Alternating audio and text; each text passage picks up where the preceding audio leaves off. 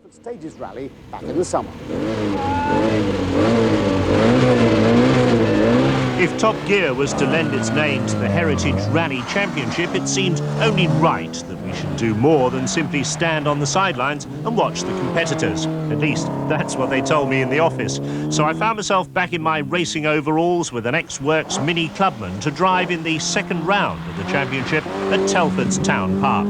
We were to start at number 24 from the 60-strong entry list. But in front of me was a fabulous pre-war BMW sports car. We bought the car to enjoy many years ago now, and well, I'm still enjoying it, you know. Do you think too many of these things end up locked up in a museum and never see the light of day? Yeah, well, this normally lives in a museum, but I do like to bring it out. So the climb in value of something like this hasn't deterred you from sport? I take it a little easier than I used to be honest, yes. So if we catch you up on the stage, I'll let you by, yeah, without a doubt. Thanks very much. This is the time when the butterflies really start flying around your stomach. We're just coming up to the start line for the first stage, and my brave co-driver here is just about to find out how terrible I am at stage rallying.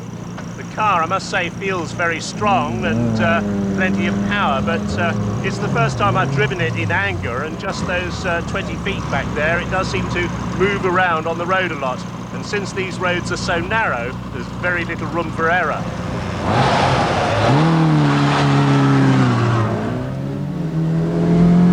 Clutch slips in it. Keep the right as bump. Oh, straggle this one. That's it. Not this one, next one, next one.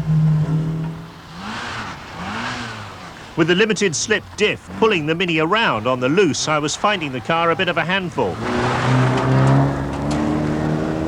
Okay, 90 right here. And the sharp bends needed a delicate touch on the handbrake. Something's off, be careful. Keep going, but just watch it. Car off there. Obviously a Mini got it very badly wrong on the loose. And there's no room for error because there's a big hole in the road. 90 right here, Chris. Everybody down a bit. But I wasn't the only one finding myself sideways.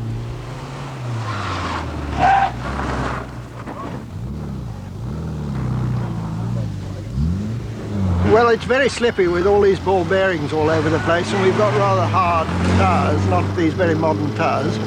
We scattered a few spectators and ended up pointing down the road we wanted to go, so we didn't lose a lot of time. People get so much pleasure out of seeing the car that to have a car that's 40 years old, that was, you know, in its day one of the greatest sports cars, winner of Le Mans in 1950, 51 and 52.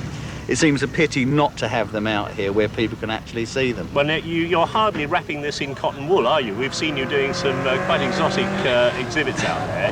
Yeah. Well, when you're out there and someone goes 5, 4, 3, 2, 1, it's just hit the pedal and you go, and you really... No, that's not true, Trevor. I actually said there's a TV camera up there, and so he then spun it. So just for you. Ah, right.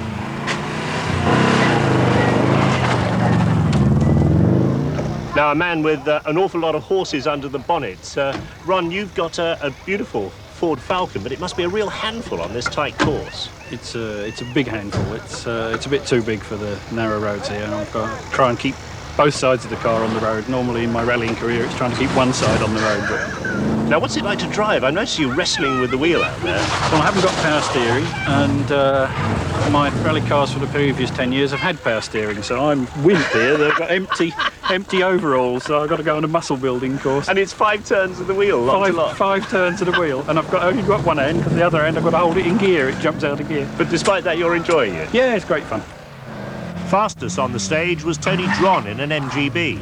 This is an exact copy of the 1964 Works Monte Carlo car, down to the little clips on the boot lid and the dash panel, the camshaft, the entire engine specification. It's got about 140 brake horsepower at the flywheel. Exactly. Now, what does standard MGB develop? What's a standard MGB develop? 95. So you've got a lot more power than a standard car here? Yes, but what we haven't got is 1990 technology. This is exactly as the Works car 7 DVL went out for the Monte in 1964. Precisely. We had the build sheet from Abingdon, copied it. A wide range of pre-74 cars take part in the championship, from A90s to the Skodas that did so well for years on the RAC. But of course, everyone has a soft spot for the Mini. This is John Brigden's 850 screaming its heart out to the delight of the crowd. And the Morgans were in their element. But soon it was our turn again.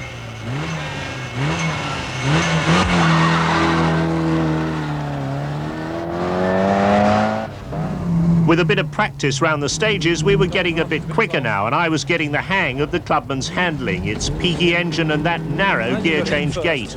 Much more impressive. Beside me, former European historic rally champion Paul Howcroft was occasionally tight-lipped as disaster threatened, but to his credit, he never screamed once. Very nice.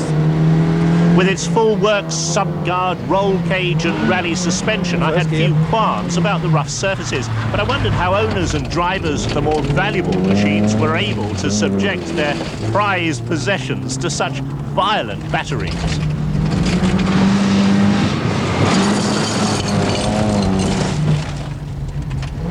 I developed a nasty habit of jamming on the fly-off handbrake, which did some of our stage times no good at all.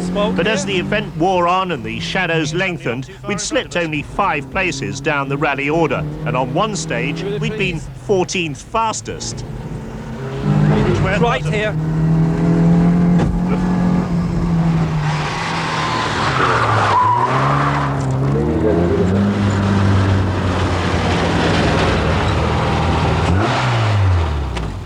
Paul, thanks very much indeed. Thank you. A very brave man.